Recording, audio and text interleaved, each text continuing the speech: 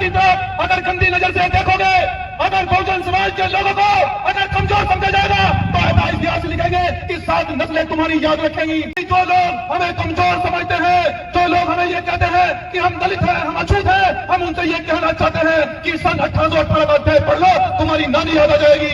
लेकिन उसके बाद में बाबा साहब डॉक्टर अम्बेडकर तथागत खुद के रास्ते पर चलकर इस देश को शांति का पैगाम देते हैं, इस देश को समता, न्याय, बंधुता, भाईचारे का। ये कहना चाहता हूँ कि शासन प्रशासन कान खोलकर सुन ले। अगर हम 1818 में इतिहास बनाना जानते हैं तो बिना कोई गांव दोबारा दोहराना भी जानते हैं। अगर संविधान को आ जाएगी, अगर संविधान को आ जाएगी, कसम बाबा साहब की, कसम मान्यवर साहब काशीराम साहब की, कसम देश के संविधान की, तो फिर से बिना कोई गांव दोहराया जाएगा। ये बाबा साहब संविधान को मानने वाला व्यक्ति आज इस क्रांतिकारी धरती पर वादा करके जा रहा है। आज भी जय भीम इतनी कम आवाज बोलोगे, आज तो वीरों की गाथा सुनाई जा रही है पूरे देश के अंदर। तो जय भीम की आवाज उसी स्वर में होनी चाहिए जिस स्वर में हमारे बहुजन महापुरुषों ने आज शौर्य दिवस पर अपना इतिहास लिखा था।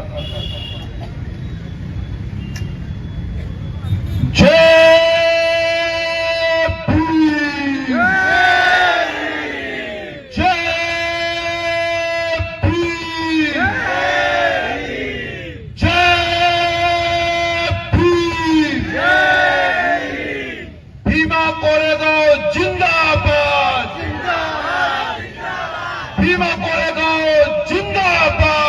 जिंदाबाद जिंदाबाद, भीमा कोरेगांव जिंदाबाद, जिंदाबाद जिंदाबाद, भारतीय संविधान जिंदाबाद, जिंदाबाद जिंदाबाद, भारतीय संविधान जिंदाबाद, जिंदाबाद जिंदाबाद, भारतीय संविधान जिंदाबाद। जिंदाबाद जिंदाबाद।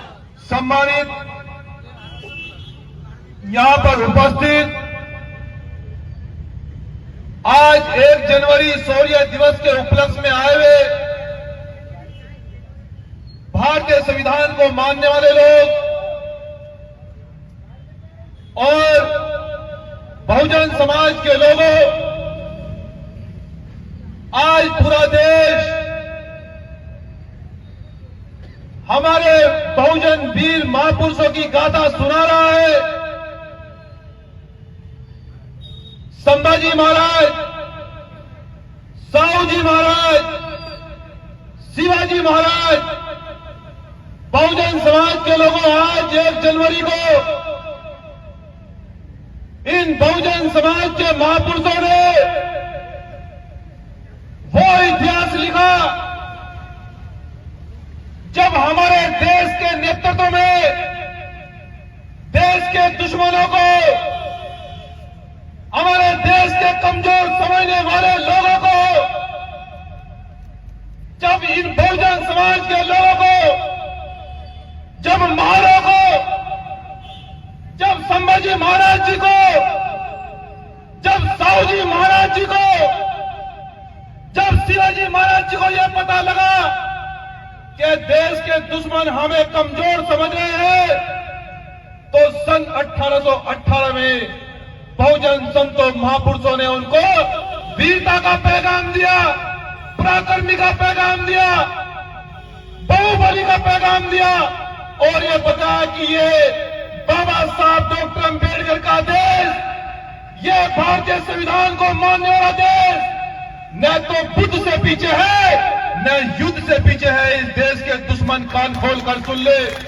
आज वही दिन है बहुजन समाज के लोगों जो 1 जनवरी को हमारे बहुजन संतों महापुरुषों ने उन मनुवादियों को ऐसी धूल चटाकर ऐसा इतिहास लिखा कि 500 वीरों ने 28,000 लोगों को गाजर मूली की तरह खचाखच उनकी नानी याद दिला दी और उन्होंने कहा कि अगर भारत की तरफ अगर गंदी नजर से देखोगे, अगर बहुजन समाज के लोगों को अगर कमजोर समझा जाएगा तो ऐसा इतिहास लिखेंगे कि 7 नस्लें तुम्हारी याद रखेंगी। इसलिए बहुजन समाज के लोगों, इन बहुजन समाज के लोगों का आज इतिहास 1 जनवरी शौर्य दिवस वो इतिहास है। बहुजन समाज के लोगों, मैं आपसे इस क्रांतिकारी धरती पर यह कहने के लिए आया हूं कि जो लोग हमें कमजोर समझते हैं, जो लोग कहते हैं कि हम दलित हैं, हम अछूत हैं, हम उनसे ये कहना चाहते हैं कि सन 1818 का अध्याय पढ़ लो, तुम्हारी नानी याद आ जाएगी। लेकिन उसके बाद में बाबा साहब डॉक्टर अम्बेडकर तथागत बुद्धि के रास्ते पर चलकर इस देश को शांति का पैगाम देते हैं, इस देश को समता, न्याय, बंधुता, भाईचारे का पैगाम देते हैं और ये कहते हैं कि ये मेरे भारत देश के लोगों, आज के बाद रानी के पेट से राजा पैदा नहीं होगा, आज के बाद मजदूर किसान का बेटा भी डीएम, सीएम और पीएम बन सकता है। इसलिए बहुजन समाज के लोगों, जो लोग आज इस देश के संविधान को छेड़छाड़ करने की कोशिश कर रहे हैं, जो लोग इस देश के संविधान को बदलना चाहते हैं, मैं उनको ये कहना चाहता हूं कि शासन प्रशासन कान खोलकर सुन ले। अगर हम 1818 में इतिहास बनाना जानते हैं तो भीमा कोरे गांव दोबारा दोहराना भी जानते हैं। अगर संविधान को आ जाएगी, अगर संविधान को आ जाएगी, कसम बाबा साहब की, कसम मान्यवर साहब काशीराम साहब की, कसम देश के संविधान की, तो फिर से भीमा कोरे गांव दोहराया जाएगा। ये बाबा साहब और संविधान को मानने वाला व्यक्ति आज इस क्रांतिकारी धरती पर वादा करके जा रहा है। इसलिए बहुजन समाज के लोगों, आपको अपने आप को किसी भी सूरत में कमजोर नहीं समझना है, क्योंकि इन महापुरुषों का इतिहास, इन बहुजन संतों महापुरुषों का इतिहास वो इतिहास रहा है कि जब वीरता का पैगाम दिया, जब बहादुरी का पैगाम देने की बात आई, जब पराक्रम की बात आई, जब वीरता की बात आई, तो हमने भीमा कोरेगा होकर के दिखाया। लेकिन जब संविधान की बात आई, जब समानता की बात आई, जब सभी जाति धर्म पंथ के लोगों को समानता का संदेश देने की बात आई, तो हमारे रहबर, हमारे भगवान बाबा साहब डॉक्टर अम्बेडकर ने संविधान लिखकर सबको समानता का संदेश दिया। इसलिए आज इस मनवादी के पेट में यह दर्द हो रहा है कि मजदूर का बच्चा, एक रेहड़ी चलाने वाले का बेटा, एक किसान का बेटा, एक गरीब का बच्चा आज आगे क्यों बढ़ रहा है, वो क्यों बोलता है। हम ये कहना चाहते हैं कि जब बाबा साहब डॉक्टर अम्बेडकर संविधान में ये लिखकर गए कि अब देश का डीएम, सीएम, पीएम कोई भी बन सकता है, मजदूर किसान का बेटा भी बन सकता है, तो मनुवादियों के पेट में दर्द होता है। इसलिए बहुजन समाज के लोगों, मैं आपको इस क्रांतिकारी धरती से ये कहना चाहता हूं कि अपने आप को किसी भी रूप में कमजोर नहीं समझना है। आपको मेहनत से पढ़ना है, मेहनत से शिक्षा ग्रहण करनी है, क्योंकि बाबा साहब डॉक्टर अम्बेडकर ने कहा कि शिक्षा ही उन्नति का द्वार है, शिक्षा ही आपको आगे बढ़ा सकता है। और इस देश की सरकार आपके साथ में इतनी बड़ी गद्दारी करेगी कि मैंने सबसे पहला नारा शिक्षा का दिया कि शिक्षित बनो, लेकिन आज देश की सरकार शिक्षा की जड़ें काटती जा रही है, आरक्षण को खत्म कर दिया है। वो जानते हैं कि अगर ये बहुजन समाज के लोग पढ़ेंगे तो ये कल डीएम, सीएम और पीएम बनेंगे, तुम्हारी कुर्सियां खाली हो जाएगी, तुम्हारा राजपाट छिन जाएगा। अगर इस देश में अगर हमें पढ़ने का अधिकार दिया है तो हम पढ़ेंगे भी। अगर हमें डीएम, सीएम, पीएम बनने का अधिकार बाबा साहब डॉक्टर अम्बेडकर देकर गए हैं, तो मैं आज 16 दिवस पर यह वादा कर रहा हूं कि बहुजन समाज के लोगों, जिस दिन आप एक मंच पर आ गए, जिस दिन इस बहुजन समाज के लोगों ने एक हुंकार भर ली, उस दिन तुम्हारा शासन बढ़ाने से कोई माय का लाल इस देश के अंदर नहीं रोक सकता। उस दिन बाबा साहब डॉक्टर अम्बेडकर का सपना पूरा हो जाएगा।